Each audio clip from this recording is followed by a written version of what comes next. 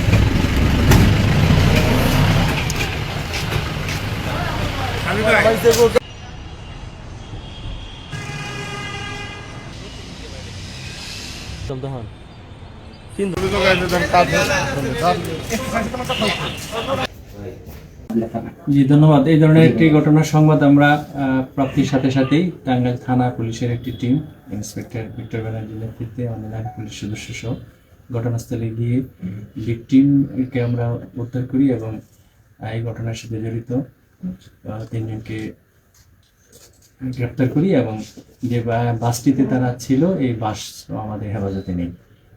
এই সংক্রান্তে একটি মামলা রুজু প্রক্রিয়াধীন এবং ভিকটিমকে বাইরে দ্বারা জবানবন্দি গ্রহণ সহ মেডিকেল সহ অন্যান্য কার্যক্রম প্রক্রিয়া চলছে। রেডিও কলোনি থেকে ঘটনার শুরু, বিষয়টি কি জানতে চাই?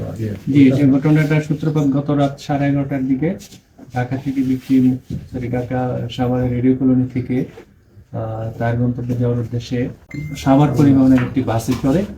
এই বাস তাকে তার নির্দিষ্ট গন্তব্যে না নামিয়ে বিভিন্ন জায়গায় ঘুরে ফিরে শেষে টাঙ্গাইল থানার এই আমাদের যেখানে ঘটনাস্থল যাকে উদ্ধার করলাম করটিয়ার কাছে এখানে নিয়ে আসে। পরবর্তীতে আমাদের প্রথমে হাইওয়ে পুলিশ নিকটস্থ কাছাকাছি দূরত্বে ছিল, তারা সংবাদ পায় বা তাদের কাছে সাহায্য চাই ভিকটিম। তারপর হাইওয়ে পুলিশ উদ্ধার শেষে আমাদের সংবাদ দিলে আমাদের থানা টিমে গিয়ে আমরা করি এবং ভিকটিমকে হেফাজতে নিই, আসামিকে হেফাজতে নিই। প্রাথমিক সত্যতা পাওয়া গিয়েছে কি? প্রাথমিক সত্যতা পাওয়া গেছে।